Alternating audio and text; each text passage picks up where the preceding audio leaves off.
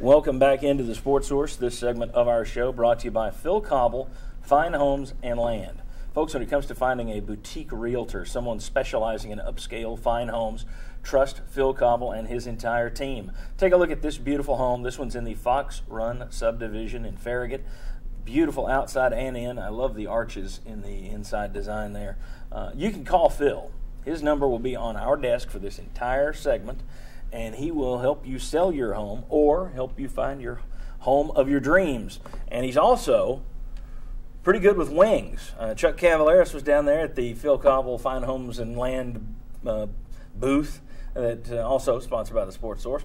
Number one at the BKW Wing Festival. Yeah, it was a true team effort, though, John. It took it wasn't just Phil. It was mainly you. Yeah. Is that what we're getting at? Yeah, my marketing skills helped put us over the top. Very good, Chuck. You stuffed the ballot box. Yeah. Right. Phil Cobble Fine Homes and Land. There's their phone number right there, 805-4. It's too small on the monitor. I should know, 4884, I believe. It's right there. Want to welcome in Mark Pankratz. Good to have you back with us, Thanks our for having basketball analyst. Want to start with, we're going to talk about a lot of things with you today, but I want to start with the Tennessee roster.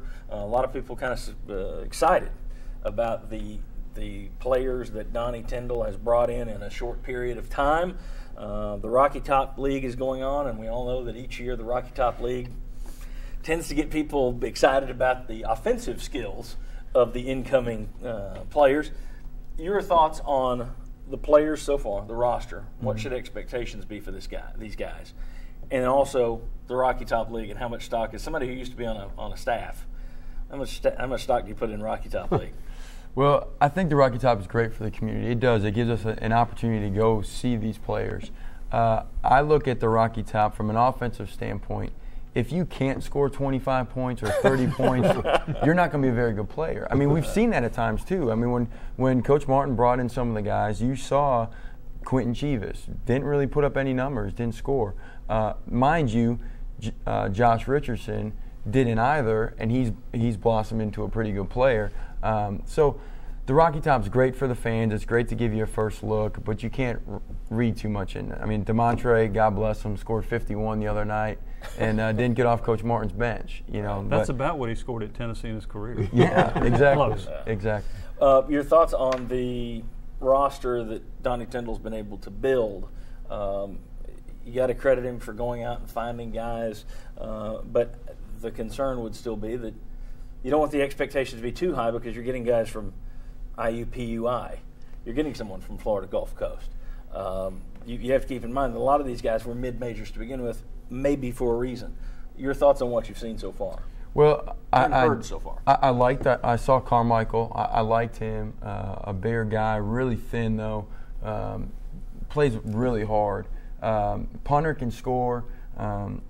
His toughness and physicality is to be determined, I think. And then Mostella and McKnight, they're probably your best two, the kid that transferred from Florida Gulf Coast. And then Mostella, they're not on your roster yet. They're not admitted into school yet. And so that's a big question mark from, one, the point guard position is a need with Mostella. And then another big guy with coming in from Florida Gulf Coast with McKnight. If they don't actually get through, that'll be even bigger question marks. Because Armani Moore right now is the biggest guy on your team. And when you're playing a zone defense, you got to be able to rebound out of that defense. And Mostella, of course, wouldn't even be on Tennessee's radar if he hadn't had some academic issues at the clearinghouse in previous years. So certainly that does bear watching.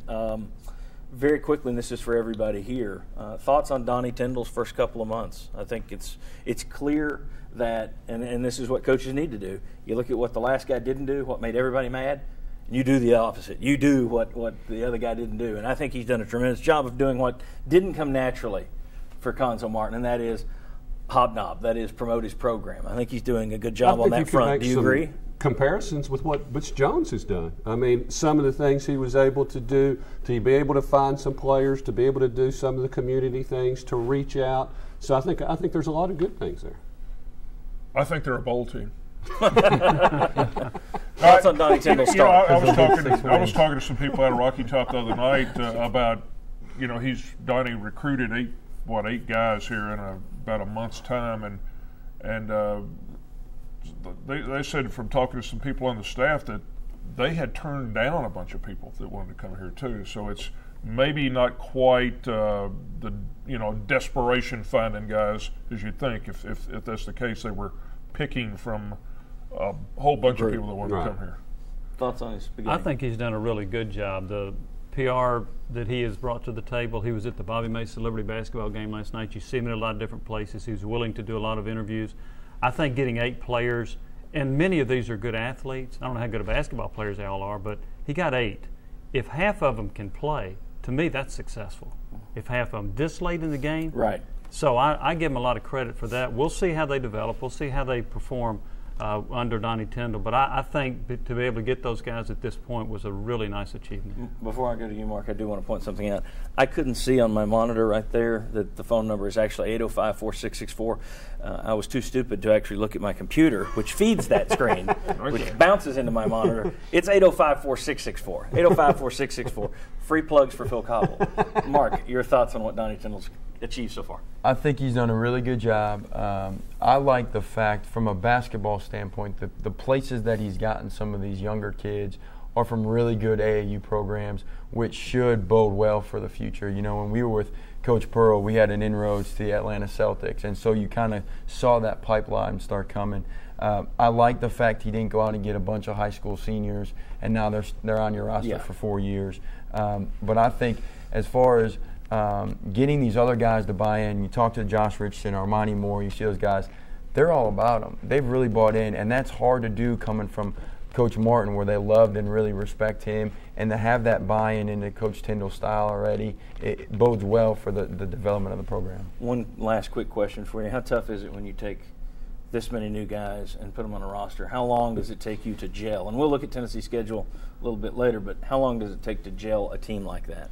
It's much tougher, but the thing about it with these transfers and these fifth-year guys, this is their last go-around, and so the coaches can sell them in on buy-in because this is all you got left. And so I think it's gone well from what I've heard. It could very well be halfway through the SEC schedule before things really start falling into place the way you like. Yeah, at some point, I mean, you know where, okay, I know my teammate likes to take this shot, or I need to be over here because when he misses, it usually misses here. I need to be here for the rebound. You're not going to have any of that built-in knowledge of what the other guy likes.